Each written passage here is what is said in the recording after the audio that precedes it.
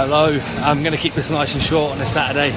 Doing a quick walk before I hit chest and shoulders. And Aoife May went to ballet today, first lesson.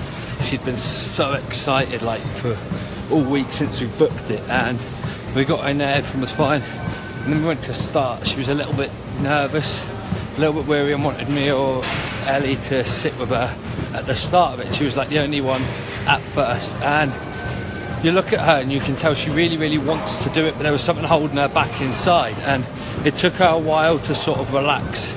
It took her a while to get in tune with the fact that we're all going to experience some form of discomfort whenever we start something new.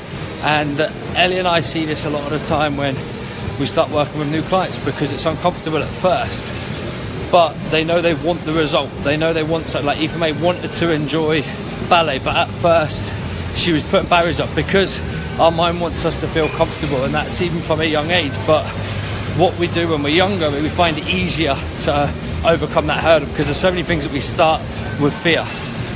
We go from fear to confidence time and time again, and it happens more as a child. But when we get older, we want to stay in that position of fear because it's more comfortable.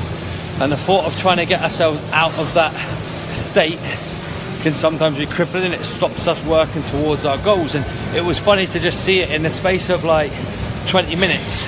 Aoife May went from hugging my leg or Ellie's leg, turned away from the class like this, not wanting to do it, to then jumping around, and she'd done jumping up and down across the room, this sort of exercise thing, probably not the correct terminology, on her own in front of the other kids and maybe 10-15 other parents. And at the start of the class, that would never have happened. So she went from being this uncomfortable, shy little girl to confident in the space of moments. So, and the reason why I'm sharing this is I'm not just whittling on talking shite. It's because this is the same sort of behaviour that we'll do time and time again in our lives. And if you think about things that you now do that are comfortable, they probably were uncomfortable. They probably were difficult when you first started. So driving a car, something a lot of people are worried about when they first start, but it becomes natural over time. And I'm a big believer that consistently working towards something, consistent actions help you overcome these fears to make them become comfortable over time.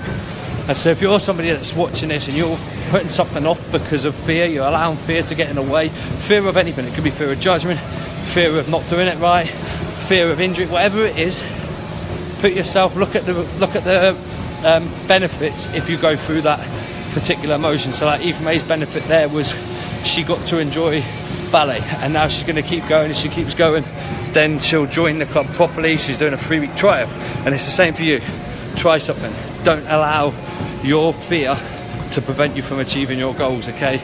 Ellie's in particular overcome a lot of fears in the last few years, which she's shared. I'm sure she'll continue sharing, but if she hadn't done that, she'd probably still be not doing a job that she wasn't enjoying, and now she gets to fulfill her life with passion. So please follow what you really want, and don't allow fear to get in the way. Okay, that's all I've got. A little bit deep on a Saturday morning. Now I've got to go and do big chest. See you later, peeps.